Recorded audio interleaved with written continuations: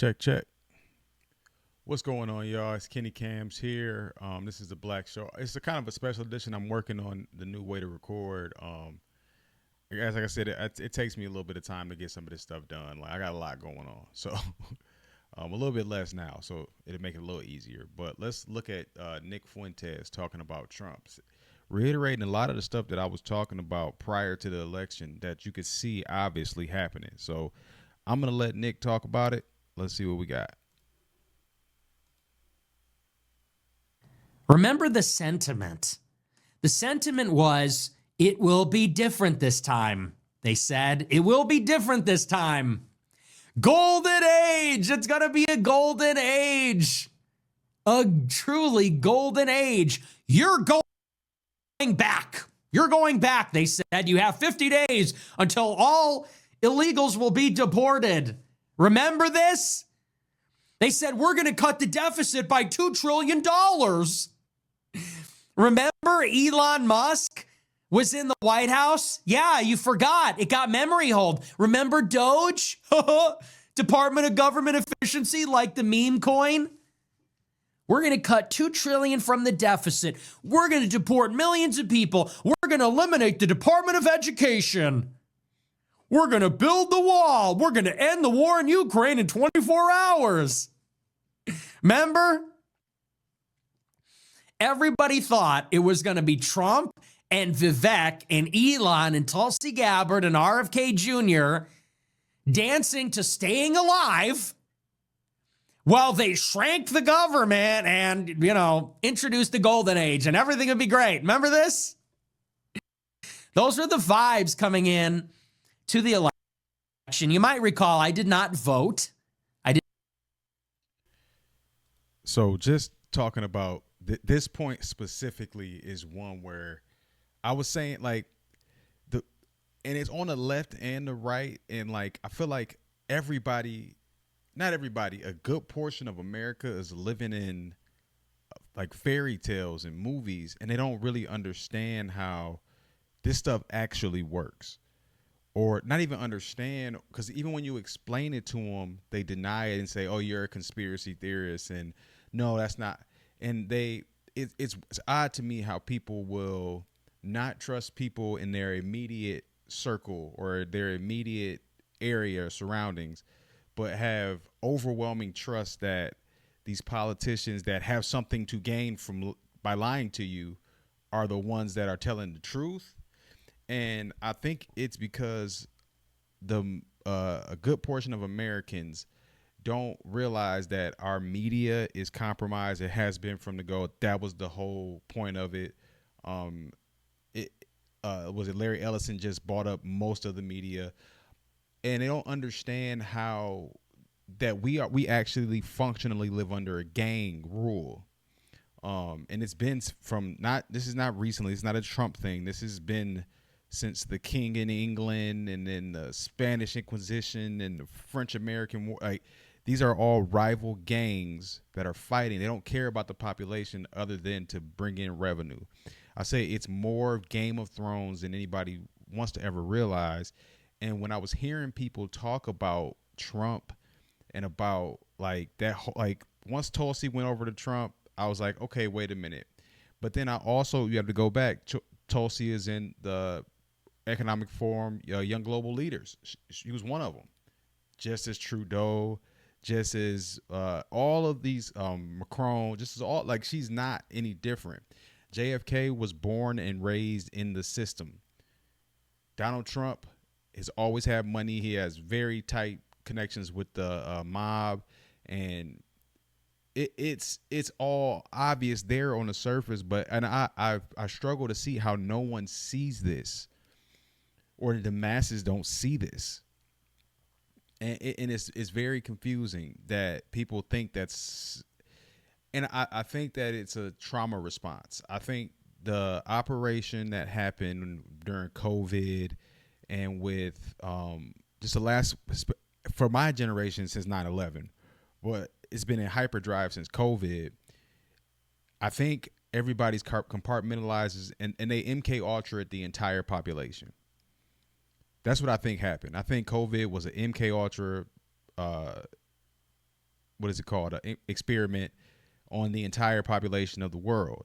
And I think it worked for a lot of people, but I think for certain groups, because I was hook, line, and sinker with all that stuff until I saw Bernie not say anything in 2016 or 2015 would have been then, when they just watched Bernie out. He didn't say anything, like, and I'm like, and then the Hunter Biden laptop, and then just seeing. And granted, I have different, at that time especially, I was watching different, channels like Whitney Webb and Jimmy Dore when he was separating from the Young Turks, and Crow House. So I had a Pockets of the Future. So I had a different view of what was actually happening, and I was getting more enlightened to the reality of what the world was. But I looked at everybody around me, and I'm like, y'all don't see this? Like, y'all are calling me crazy and all of that stuff, and I feel like I'm going crazy because I'm like, am I the only one seeing this? And now when it's starting to become on the surface, I think it's more about being right than accepting that they were wrong. I think they're okay with whatever consequences. They just don't want to be on the wrong side, and that's when you're in a cult. And that's why I think that COVID especially was an MK Ultra experiment to see how many people are actually in the cult that they have, and can they push their agenda along. But let's keep listening to Nick Fuentes. I did not vote at all. I didn't tell people to vote for Kamala. I didn't vote for Kamala. I didn't vote for Trump either. I told people to accuse themselves. Why? Because I anticipated every single thing that happened this year. I told you exactly how it was going to go and why. And when I started to notice this was roughly around May, during the election last year, when Nikki Haley went to Israel on Trump's behalf, dropped out of the primary, which was ongoing, and endorsed him. And then Miriam Adelson promised to cut him a check for $100 million. That's when I knew something was up. Because Trump did not secure Haley's exit from the race and endorsement and the commitment from Miriam Adelson without some sort of quid pro quo, without a deal. He cut another deal. And then about a month later in June, Trump was on the All In podcast with David Sachs after he visited his house in San Francisco for a fundraiser where Silicon Valley poured millions into his campaign. That was another red flag. And during that All In appearance on the podcast, he said we were going to staple green cards to diplomas, the age-old policy that never seems to die. They promised they're going to give permanent residency to every foreign student that graduates from any degree program in the United States. Horrible open. So with this kind of, we're freezing up a little bit. I want to talk to people about what Trump actually is. Trump has never had actual real adversity in his life. So does he have narcissistic personality disorder? Maybe. Essentially, though, it comes down to him being in a bubble. He's in a bubble of personality, a cult of personality, that he has always been the rich kid. Richie Rich is kind of the staple of Trump. And he doesn't have allegiance to a country. And I think a lot of the supporters of Trump, the MAGA supporters, thought that, oh, he's one of us. He's not. He's one of them. He's one of them. He has always said he would run as a Republican because they're the dumbest. He has always been a Democrat. He has always been in that globalist frame. And they painted him to be something so that he could take over. And now they have carte blanche to do what they want with Israel. Everything Trump's doing, he doesn't see as bad because he's making deals and he's making money, and he sees America as a company.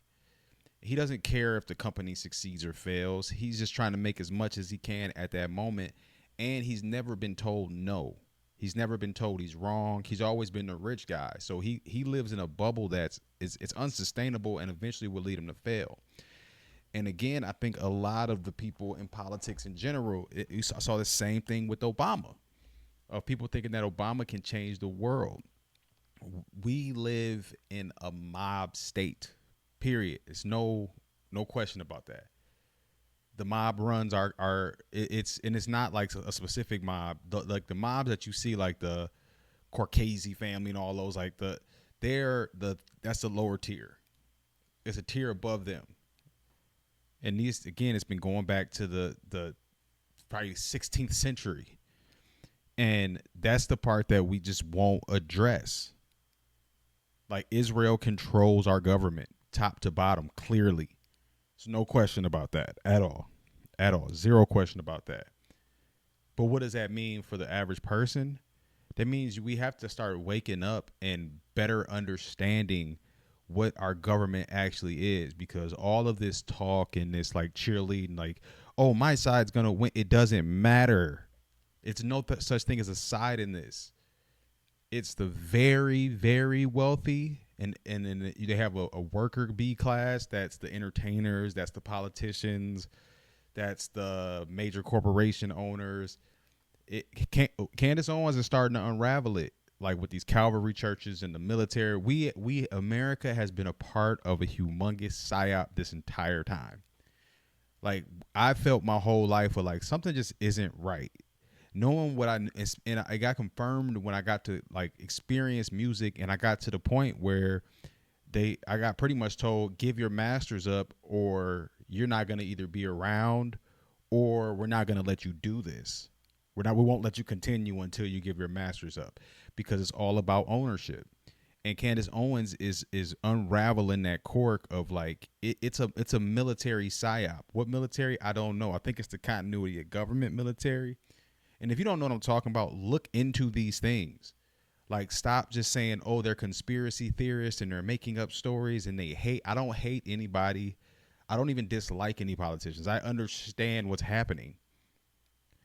I don't care. They're not making, they're ugly actors. They're not. I've been saying that since 2017, that politicians are ugly actors. They don't have the capability or capacity to make choices for the government. If they did, do you think that Trump will be going to interview at all of the same places that they said hate him? Would you think that they wouldn't have thrown him in jail? Like they can make up anything and make it in the media and make you go to prison. It's no fair law system. It's no rule of law. None of that stuff exists. You're being lied to by everybody. And the most hilarious part is they say that people like myself are over exaggerating, or like I have no incentive to lie to you. Zero. I have 1,000 subscribers. I have zero incentive to lie to you. If I wanted to be big and famous, I would start parroting what I'm supposed to and collect my shekels like everybody else. It's a reason why channels and voices, the Thomas Sowells, the David Ikes, the Maduros, the Candace Owens, the Tucker Carlsons, and we're all saying the same exact thing. Like, we've been saying the same exact thing for like 5 years myself, and for them, it's been 20, 30 years for some of them. We've been saying the same exact thing. None of us know each other. We've been saying the same. We all came to the same conclusion with the information that was presented to us. So basically, what y'all think? Am I just crazy conspiracy theorist wrong, or am I seeing a pattern and talking to the pattern about y'all? What do y'all think? Stop putting trust, support, faith into these politicians. The system will never allow the plebs to rise up. It will never. You will never vote your way out of this. And I am not condoning violence. I'm not saying violence is the way to go. Awareness of, and I was saying it before, I was like, stop voting. So they can't justify the means to the ends. We just stop voting. They don't have the mandate anymore. Like that's the thing. Don't vote for anyone with any connections to any of these higher level organizations. Don't vote for them because they're compromised. But again, people will say, oh, you're compromised, or Trump is an idiot, or I don't care if he's an idiot. He doesn't do anything. Just like Obama didn't do anything. Obama was a spokesperson. He wasn't making decisions.